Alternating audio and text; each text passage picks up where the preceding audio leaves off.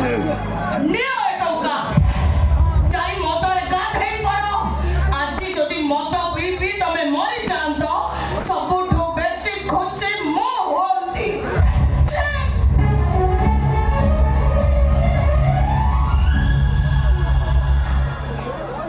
ଏ ଶଳା ଏମିତି ସବୁ କ'ଣ ଘଟି ଯାଉଛି ମୁଁ ତ କିଛି ବୁଝିପାରୁନି।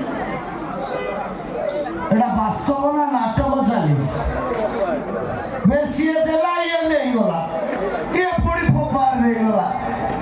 ଏବେ ମୁଁ ଟଙ୍କାଟା କ'ଣ କରିବି? ନାଇଁ ଯାଇ ଦେଖେ ଯଦି ସେ ଲୋକଟା ପାଟରେ ଥିବ ତା ଟଙ୍କାଟା ତାକୁ ଫେରେଇ ଦେବେ ଆଉ। ଏ ଶଳା ଯଦି ନଥିବ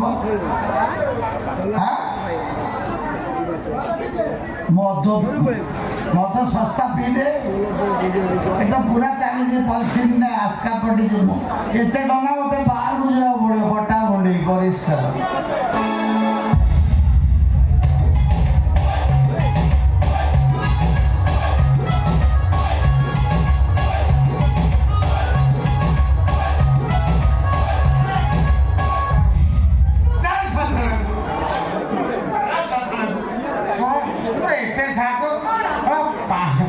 ଥାନା ଆଗରେ ପାନ ଦୋକାନ କରୁଥିଲୁ, ଠିକ ଅଛି, ପାନ ବିକୁଥିଲୁ, ଝିଅ ପିଲାଟା ଚଳୁଥିଲୁ।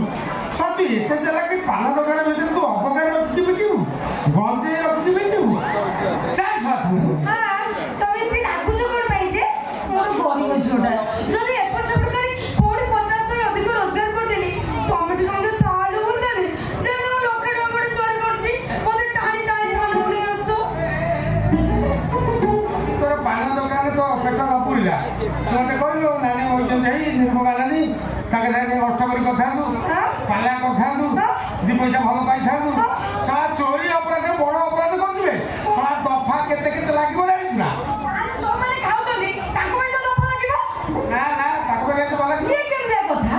ସେମାନେ ଲୁଚେଇ ଖାଉଛନ୍ତି ତାଙ୍କ ପାଇଁ ଲାଗିବନି, ହେଲେ ମୁଁ ଯୋଉଟା ବିକ୍ରି ଦଉଛି ମୋ ପାଇଁ ଲାଗିବ। ବୁଝିବା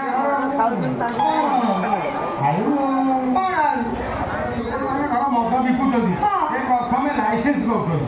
ସରକାରଠୁ ଲାଇସେନ୍ସ ପାଇଲା ପରେ ସେ ମଦ ବିକୁଛନ୍ତି।